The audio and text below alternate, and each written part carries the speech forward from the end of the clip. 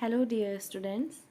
Let's become smarter every day with science. Today, we will discuss the chapter Chemical Reaction and Equations of Class 10th, Part 1. Let us see what are the main topics which we are going to cover in this lecture today. The first topic is chemical reaction. We will study about what a chemical reaction is. Next is science of a chemical reaction. We will study what are the main observations by which we can say that yes, a chemical reaction has taken place. Next topic is chemical equation, which is a shorthand notation of a chemical reaction. Next is balanced chemical equation. We will study about balanced chemical equation, and we will also study about how we can balance these chemical equation. These unbalanced chemical equation can be balanced by using various steps. We will study this in the last topic, steps to balance chemical equation, with an example. Before starting the chapter, let us recall a topic which we have studied in our lower grades, that is physical and chemical changes. If there is a change in the physical property of a substance, it is considered to be as physical change. On the other hand, if there is a change in the chemical properties of a substance, it is considered to be as a chemical change. And in physical change, no new substance is formed. In chemical change, new substances are formed. Another thing is the composition remains same in the physical change. That means the substance will not change. It will remain same, the composition. For example, when we are talking about melting of ice, it is a physical change. The formula for ice and water, that is same, H2O. There is no any change in the composition. On the other hand, when we are talking about a chemical change, there is a change in the composition.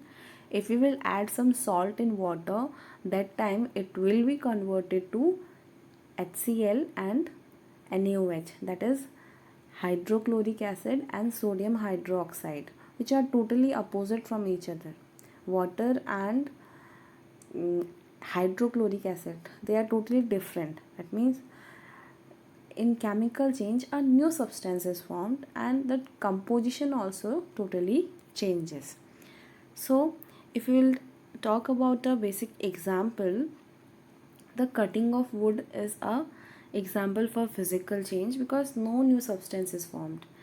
The initial substance is wooden block, and the final substance after the change, that is also wooden, not, we will not say wooden block, that is also wood but smaller pieces of wooden block. Okay, on the other hand, if we are talking about the chemical change, if you will burn these wood pieces, that time what will happen, the process of combustion will happen. It will produce carbon dioxide, water vapor, it will produce heat, and it will some amount of carbon will be left over, which is known as ash. So that will be there. That means new substances are formed. If new substances are formed, that means that is a chemical change. So what is actually happening in a chemical change is chemical reaction.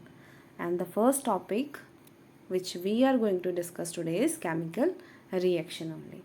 So if there is a change, or we can say if new substances are formed, that means a chemical reaction has taken place. A transformation of a substance is there, we can say. And how this chemical reaction takes place, it is by breaking and making of the bond. Whatever initial substances we have taken, definitely they will be having some bonds in between them. That means the substance will be having some bonds, some atoms will be there. What will happen, these bonds will break, these atoms will rearrange themselves, and they will form a new substance. Various examples of chemical reaction in our day-to-day life are combustion, rusting, digestion, photosynthesis. And if you will observe these all chemical reactions, the initial and final products are totally different. So a basic example is when we are talking about cooking food, that is also a chemical change or chemical reaction. The initial substance that are raw vegetables, they convert into a tasty delicious meal. Okay, that means chemical reaction is taking place here. The initial substance is something else, the final substance is something else, but we are using the same substance, but it is converting, or we can say that it is changing. And here happens the chemical reaction, and with the breaking and making of bonds, new substances are formed. Now, what are the main observations that, or what are the signs that a chemical reaction has taken place? How we will know this? For this, there are various observations. If we will observe these signs, that means yes, a chemical reaction has taken place. Change of state of a substance. Just take an example of burning of fuel. If you will burn a fuel, if it is a liquid fuel, what will happen? It will convert completely or directly into heat or vapors. That means change in state is there, a chemical reaction is happening. Next is change of color of a substance. Ripening of fruits is the best example. Their color completely changes. Same way we are having other signs also: absorption of heat, evolution of gas, evolution of heat. And if you will see these examples, evolution of gas or evolution of heat is there in burning of any substance.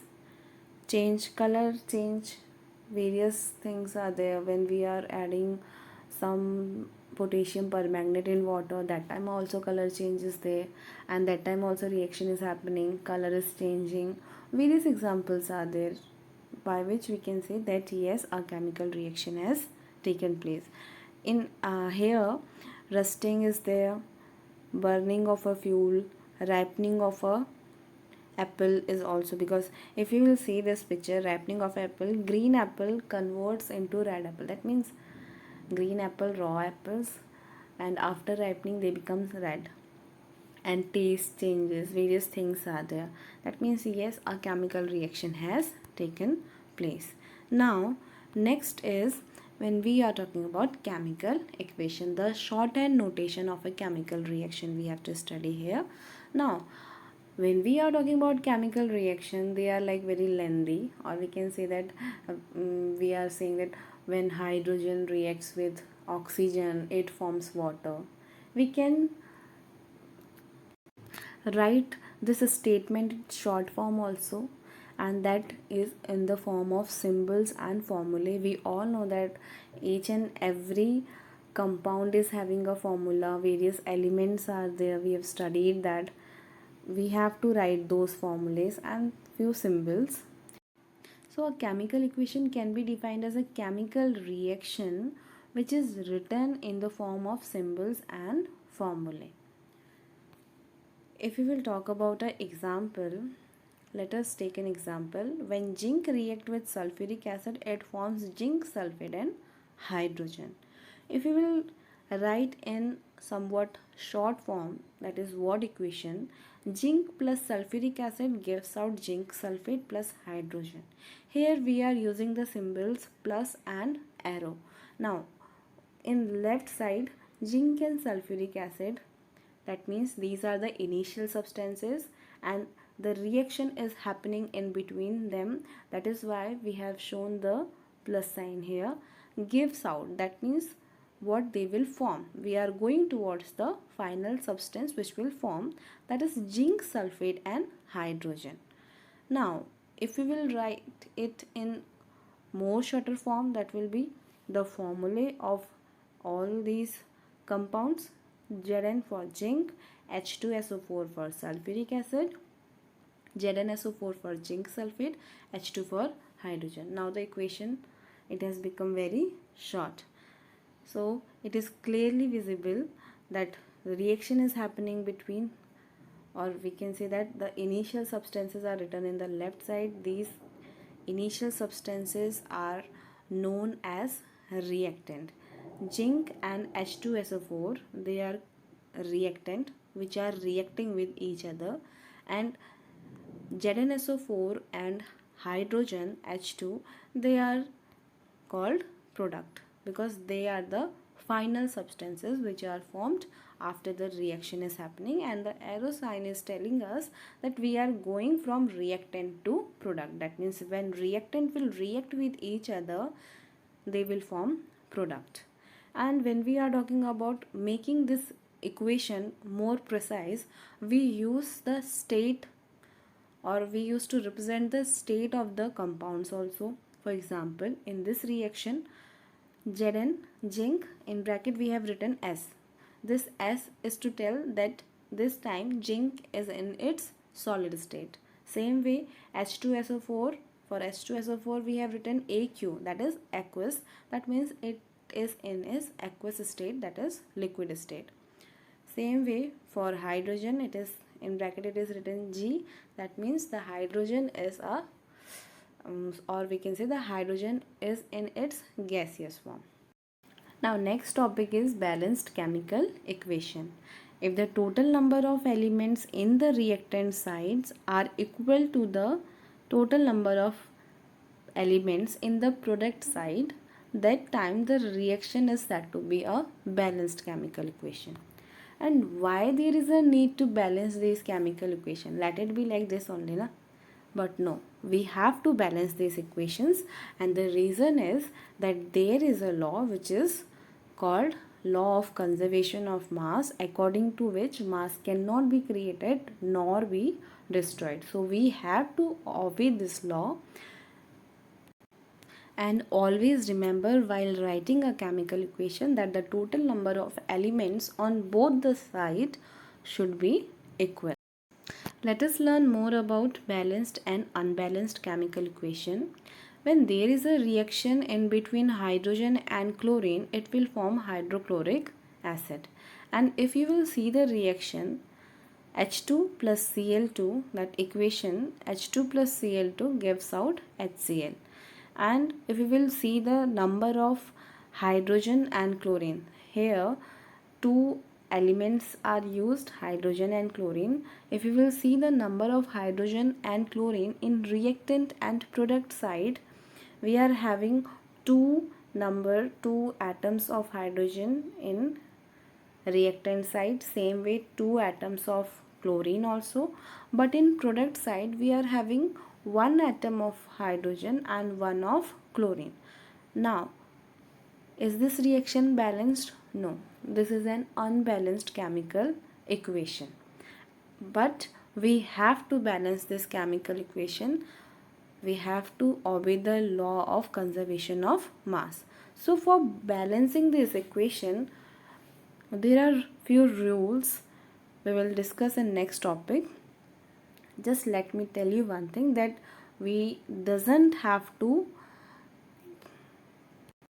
do anything with the formula. That means the subscript should not be changed. We cannot write H plus Cl gives out HCl or H2 plus Cl2 gives out H2Cl2. We can add coefficients, and so we will do the same only. H2 plus Cl2 we can write gives out 2HCl. Now if you will see the number of hydrogen and chlorine in reactant and product side, they will now become, in reactant side 2 hydrogen 2 chlorine atoms, in product side 2 hydrogen and 2 chlorine. That means the reaction is balanced now. So this way we have to balance these chemical equation. It is very easy and it is a hit and trial method. You will understand it in next topic. So the next topic which we are going to discuss now is balancing chemical equation, or you can say steps to balance a chemical equation. So the first step to balance a chemical equation is, if we are having a chemical reaction, we have to write the chemical equation for that. If chemical reaction is there, we will first write the chemical equation, then we will list down the number of atoms or the atoms which we are having. Suppose in previous reaction we were having two atoms, hydrogen and chlorine.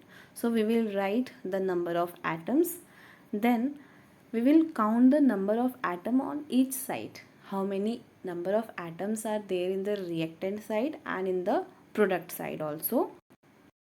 Now, after counting the number of atoms on each side, if they are equal, then it is great. That means the reaction is balanced. We doesn't have to do anything.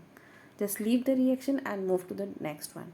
But if they are unequal, then we have to balance the chemical equation by adjusting the coefficient. We doesn't have to do anything with the subscript. That means we doesn't have to do anything with the formula will remain same. We just can adjust coefficient, and we will keep on multiplying various number of coefficients till we will get the balanced chemical equation.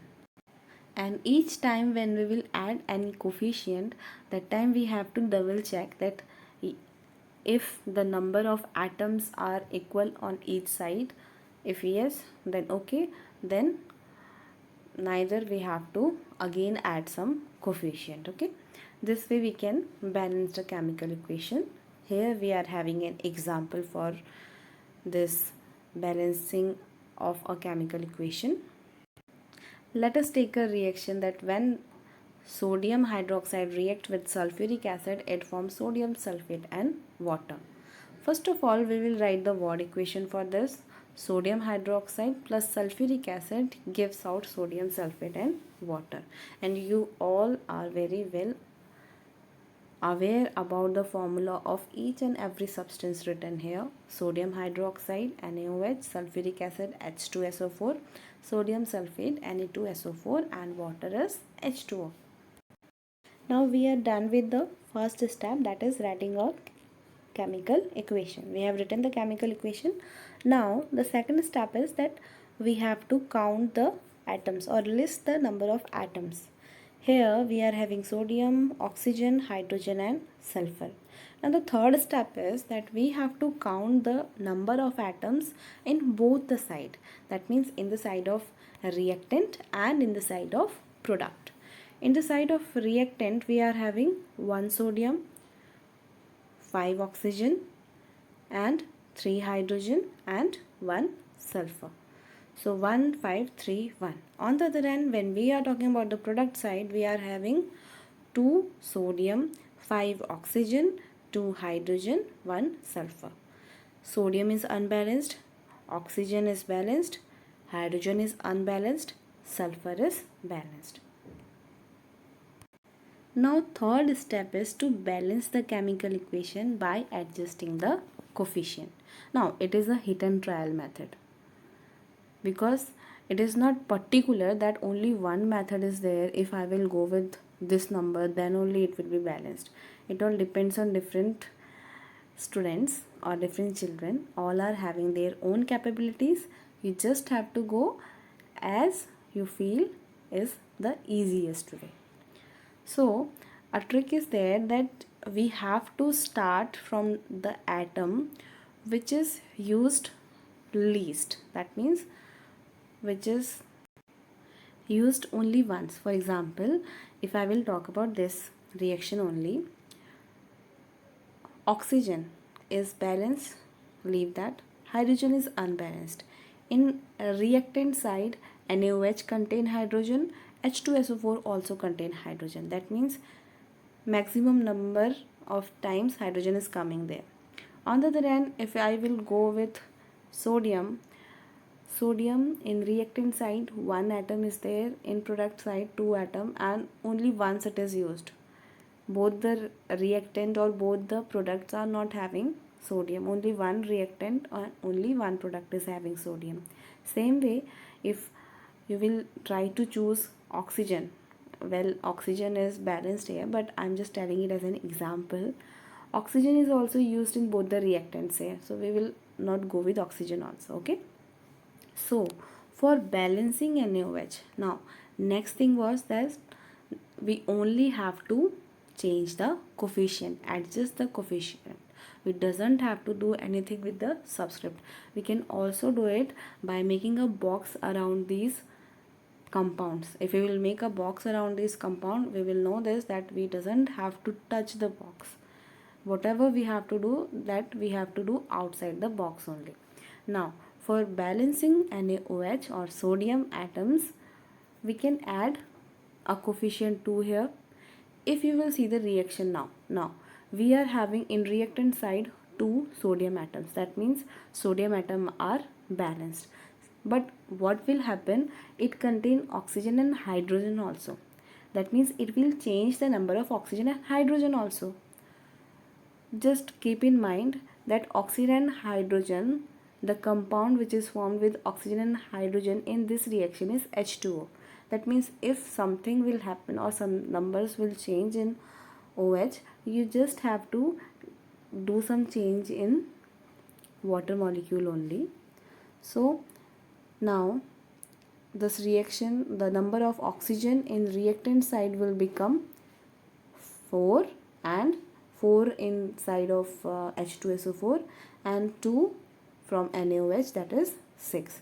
Same way the number of hydrogen will become 2 in NaOH, 2 in H2SO4, that means 4. So what we will do, we will add a coefficient 2 here also in product. Now if we will see the number of elements in reactant and product side, from in reactant side there are 2 of sodium, 6 of oxygen, 4 of hydrogen, 1 of sulfur. And in product side 2 of sodium, 6 of oxygen, 4 of hydrogen, 1 of sulfur. That means they are equal. The reaction is balanced. So the balanced chemical equation for this will be 2NaOH plus H2SO4 gives out Na2SO4 plus 2H2O. It all depends on you that how you will balance the chemical equation. Now here we are with some more example of these unbalanced equation. So the first step for all of you will be to write the chemical equation, then to write the number of atoms, count the number of atoms on each side. Same way you will do for all this reaction, and easily you can balance these reaction. Here I am providing the balanced chemical equations also, and unbalanced are also here. So just give it a try and keep on trying and do your best. If any doubt is there, you can write on the comment section also. Soon I will be uploading the second part of this chapter, in which we will study about the types of reaction. So to stay up to date, please like, share and subscribe.